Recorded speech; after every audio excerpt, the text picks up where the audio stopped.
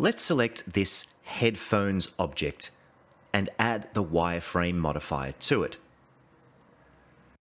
Now sometimes, depending on the scale of the object, the default settings can go a little haywire.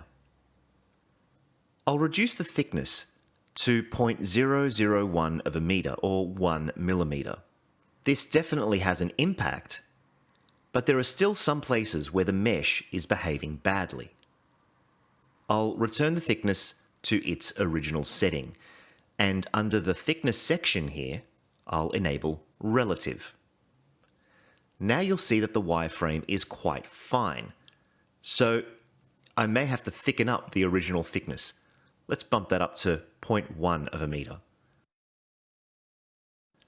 Let's zoom right in and see what this modifier does to the mesh. You'll see that it not only deletes all the faces, but it also gives the remaining edges thickness. By default, they will adopt any material which is already UV mapped onto the object. Also, by default, the even thickness is enabled. Enabling the even thickness makes the thickness along each edge uniform. If we disable the even thickness, then the thickness is scaled along each edge depending on its proximity to other vertices. So you'll get a slight tapering in places.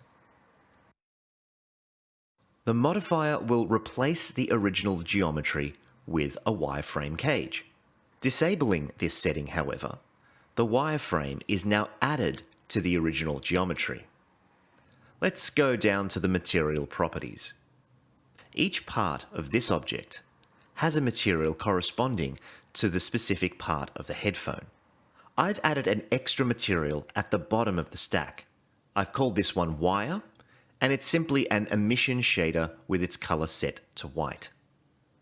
If we return to the modifier properties and change the material offset, we can replace the default material, which the wireframe is inheriting, with the wire material.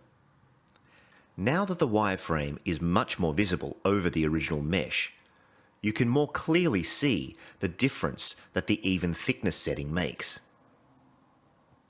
Let's now take a look at the offset.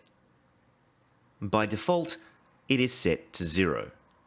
If we look closely at the headphones, we'll see what is going on when we alter this. I'll slide the offset to 1, and you'll see how the wireframe appears clearer and thicker even. But if I slide it to -1, it seems to disappear entirely. Now, when you see this in action, you can tell what is going on. It is offsetting the position of the wire's thickness relative to the original surface of the mesh. I'll reset this back to 0. Now let's take a look at the vertex group settings. As with other modifiers with this setting, this will allow us to isolate the modifier to a specific assigned group, and the factor will allow us to blend in the modifier to any groups outside of that selection.